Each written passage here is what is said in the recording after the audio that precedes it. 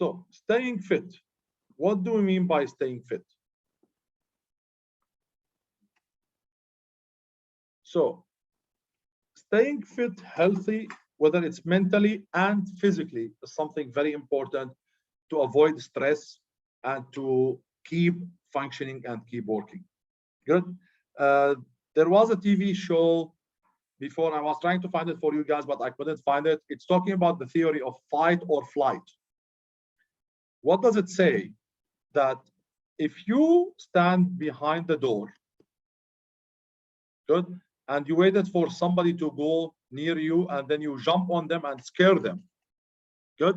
You know this stupid thing that people do on TikTok these days. He tried to scare his wife. He stand behind her and and she's scared. Good. 90% of people or 95% of people, I can't remember the exact number, they will run away. Our human nature is designed to run away from danger. So if you are working in the night in the street or in the afternoon in the street, and somebody jump on you from behind the car and like, hey, and then you will run away. That's your nature. But when they did study this, they found some people will actually fight back instead of running away. And they found that there is very small amount of people who will fight back instead of running away. And when they studied those people, they found out they have like a high blood estrogen in their blood, or asteroid, or they call it steroid, or some of something. I'll find you that movie. It's a nice thing.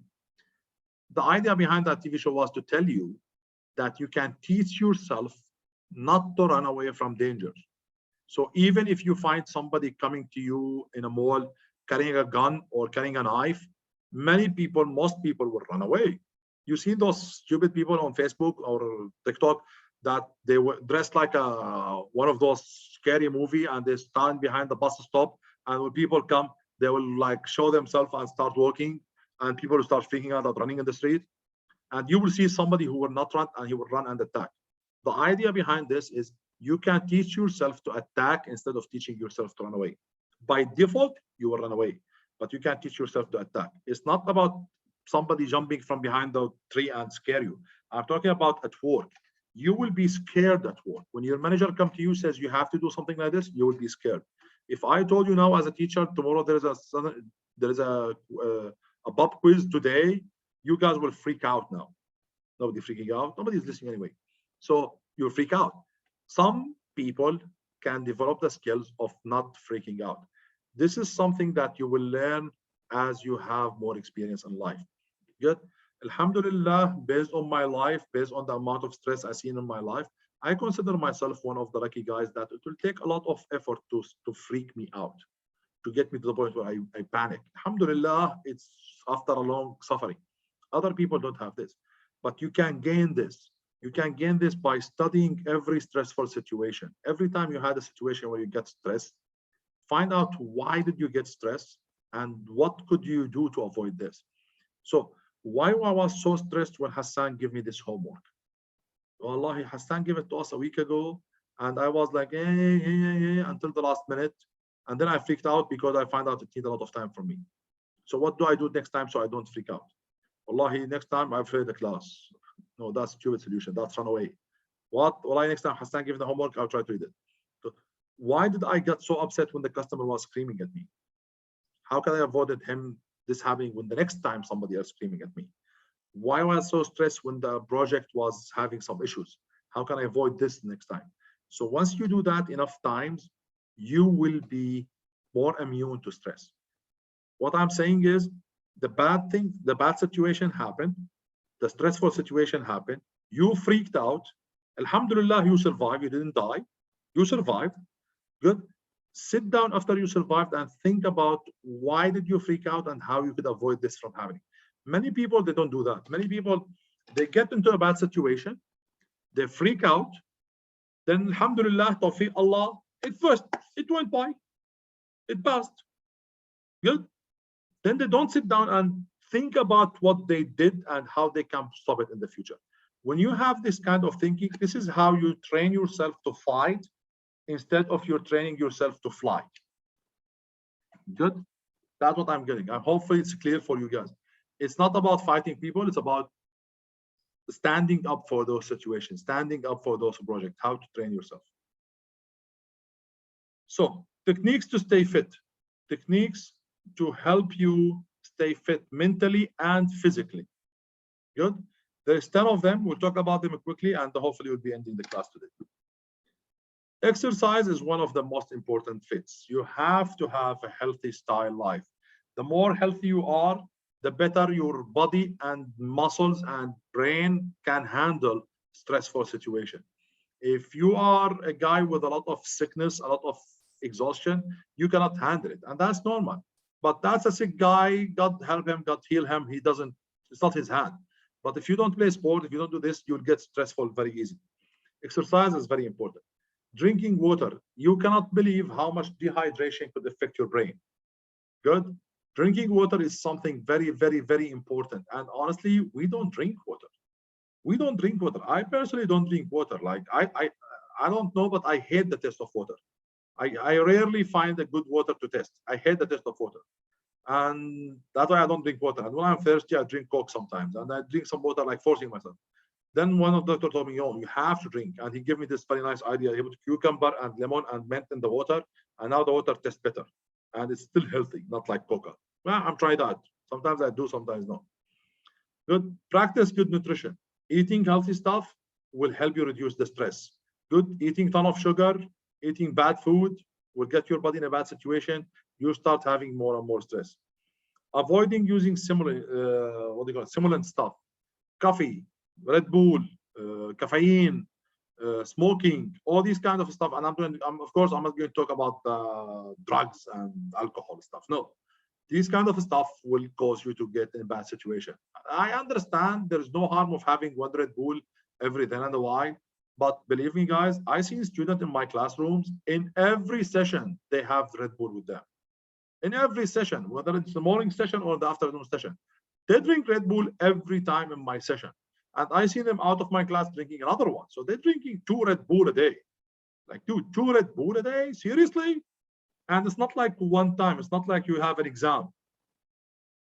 Good. Sleeping is something very, very, very, very important. I'm trying to convince my wife about this point that I should go to sleep early. She is not convinced. I'm not sure why. People should sleep. If it's up to me, I will force everybody to go to bed by 9, wake up by 6 in the morning. Sleeping is something very, very, very important, guys. Good. Take a break.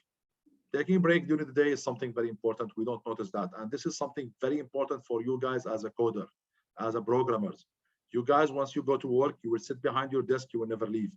And I will see you guys, inshallah, next year when you guys do your project and your work term project or your what do you call it, capstone project.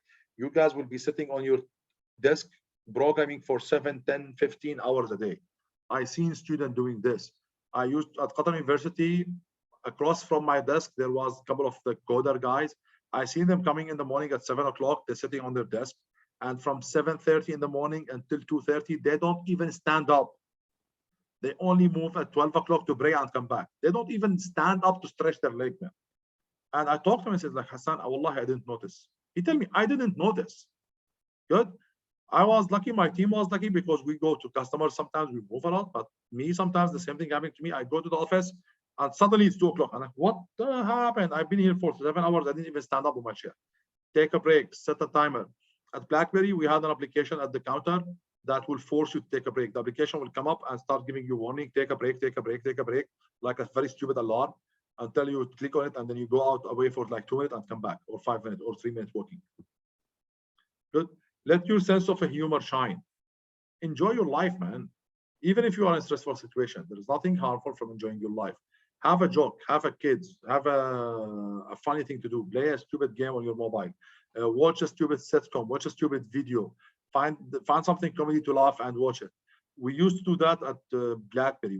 Me and the other team leaders, we used to send messages on the chat group that have some funny videos, funny comments. We throw a story there about a funny thing that happened yesterday with us, funny photo.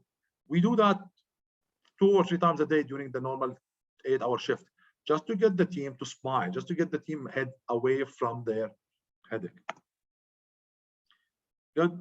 Again, teach yourself to relax. Take it easy, Habibi. Take it easy. Life will always be bad for you. Take it easy. Good. Learn how to relax.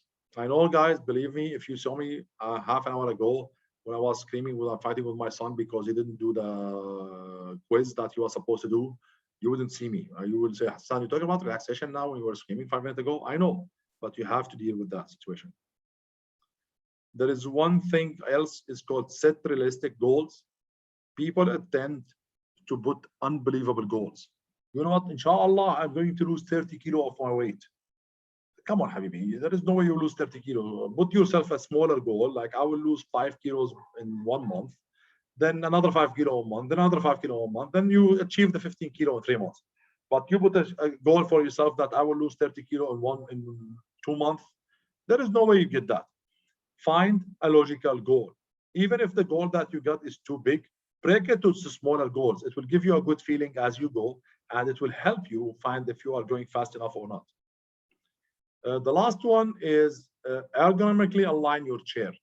The way you sit, and this is especially for you guys, the way you sit is very, very, very important for the stress. So for example, today I'm teaching you the class from home. Good. So because my son is using the desk in the living room and my daughter using the desk in the bedroom, I am sitting on a chair in my bedroom on a very small table using my laptops, and the laptop is like very low on me, and I'm bending, and now I swear my 2 shoulders are killing me, and my neck is hurting me, and my stomach starts hurting me because I'm bending to the front all the time. Good. I'm already stressed just sitting on that chair. So there is something called ergonomic equipment. Good. But keep in mind, there is repetitive stressless injury. This is one of the injuries that most common between the application developer teams. Because you guys sitting on the keyboard all the day and you are typing all the day, this will press you a lot of stress of injury. Usually this is happening with also people who work in factories. You know those guys who put stuff in the box and they do like 1, 2, close the box, 1, 2, close the box. They keep doing the same movement again and again. This is very stressful situation. Good. Same thing, a lot of action that could cause this. For you guys as an IT guys, we have this small study for you. The chairs should be straight back, should be adjustable. The monitor should be at your eye level, something like this. So if you're looking at your normal desk situation, your eye should be at the top of the screen. So you can see the screen like this without bending your neck down. Good. Your arm should be almost 90 degrees. Your knee should be almost 90 degrees. Your foot should be on the floor. Good. Your back should be on the seat. So technically, you should be like this. And this is your head. And this is your arm. So you should be all like this. Of course, for example, my current desk at CNAQ, I cannot do this. Good, because the desk itself is cannot goes up and down. The chair can go up and down. So if I put my chair so my arm is rests on the desk, then my knees will be like this. Sorry. I will have to bend my knees up. Good, because the chair will be too low. So my arm. If I put the chair fine so my knees are straight, then my hand will be like this. Because I'm too high now from the chair. And the screens will be like this. Down here, and my head is here. So I have to look down, and then my back is killing me. So it's either my knees or my back. Every day in the morning when I come, I sit down here and on the table and I start guessing. Should I hurt my knee today or should I hurt my back? Good. And I flip a coin and I hurt whatever I have to hurt. Of course, this is stupid. This shouldn't happen. You have to have a desk that works properly. Good. Some of the desks have the ability to let you stand up. At IKEA, they are available. You can push the desk all the way up, all the way down. We used to have these at the BlackBerry. Very amazing to work standing up. Believe me, it's unbelievably nice. Somebody tell me, Hassan, working standing up? I'm telling you, not working all day, 8 hours standing up. But it's very nice to stand up. This goes up, you go up, you work while you are standing, you start moving your feet. I remember one guy at BlackBerry, he got us like plastic boxes, put it under the table. And while we are working standing up, we will be stepping on that and go down. Not very high. It was like 1 shoe size.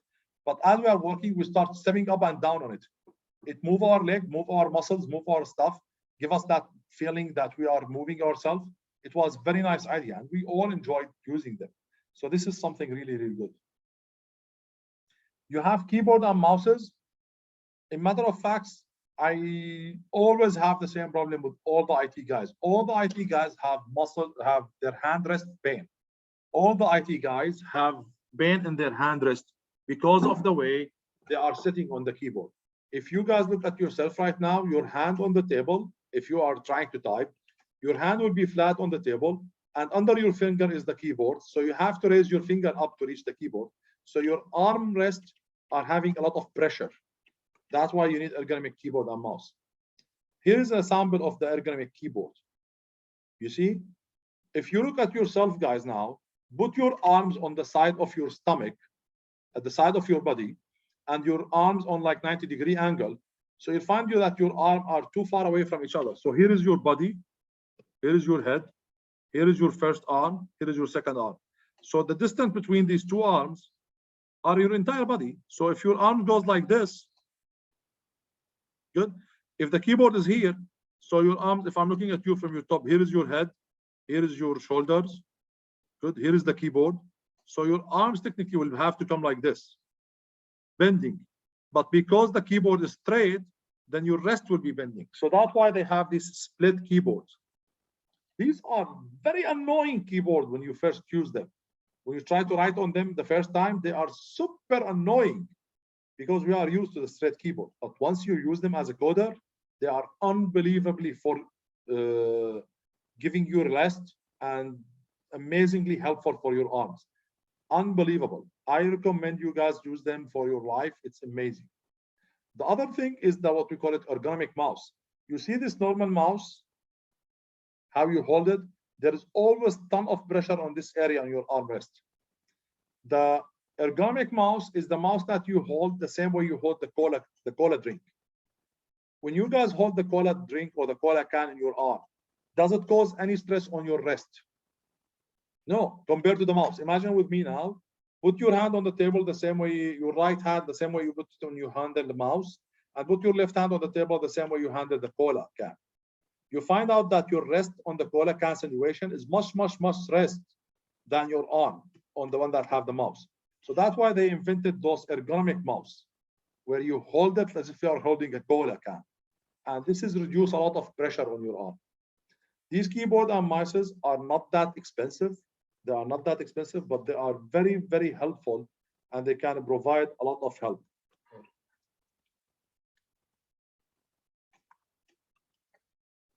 So here is some examples. I just want to show you some of those examples. Good. So this is the one that have the rest arm underneath it that will get your hand up. You see how his hand bending? This plastic here is like a high quality sponge that will raise your arm up. So your finger will be lower than your arm. So there is no stress on your wrist. Some of the keyboards, you can take the two parts away from each other. So your arms, if you are a little bit fat guy like me, it will be too hard to keep your fingers together on the keyboard. You'll have a lot of pressure on your elbow. If you have this keyboard, you can put them far away from each other and you can type half keyboard on the right, half keyboard on the left. It is something like this. This is a keyboard that you can split. Let me hide this. So you can move it away from each other as much as you want to get yourself comfy. Good. Again, ergonomic mouse. You see those mouses are very rest and very arm comforting. These things are not that expensive. I remember 10 years ago, 12 years ago when I was a BlackBerry, 10 years ago, technically BlackBerry, when they bought me the first one, it was like $300. Now, ergonomic keyboard on Amazon.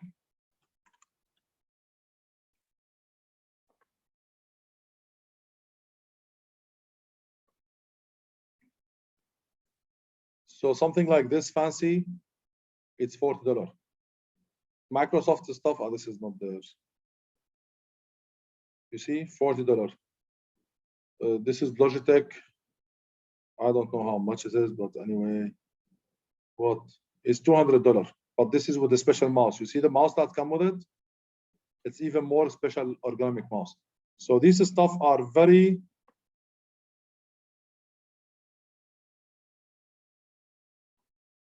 you see how the arms are very relaxed on it? It's very annoying when you use it for the first time because it feels very strange compared to the other keyboards, but when you are using them, they are amazingly good. And to be honest with you guys, this is the best money you will spend. And remember, you buy this stuff once and you don't need to use them every day. You don't need to use them every day. You buy it once, it will stay with you for like 5-6 years and will give you a lot of relaxation. And this is one of the highest end solution. Okay, again, use a headset instead of the phone handle, because putting your phone in your ear like this in your shoulder and trying to hold it, it will give you a lot of pain. Lighting in the room is very, very important. Too much light will hurt your eyes. Too low light will get you stressed.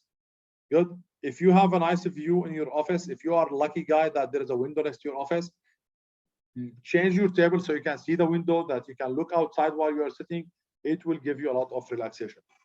This stuff will reduce the pain, the physical pain that you will face because of your situation of settings. So that's why it's very important, the ergonomic stuff. Okay, so that's why it's one of the techniques to reduce stress. And again, keep in mind, guys, you can be in a stressful situation with a back pain, or you can be in a stressful situation without back pain. Good. If your father is in the hospital, la samahullah, or somebody you love in the hospital, that's a stressful situation. But imagine you are going there wearing a tiny shoes that is squeezing your feet, and you are wearing a jeans that is so tight and is pressing on your stomach. Like, you are making worse situation for yourself. So that's what they are talking about here, is try to avoid such situation. Good. We will stop at this stage, and next class, inshallah, we'll talk about time management. Okay. Anybody have any questions for me?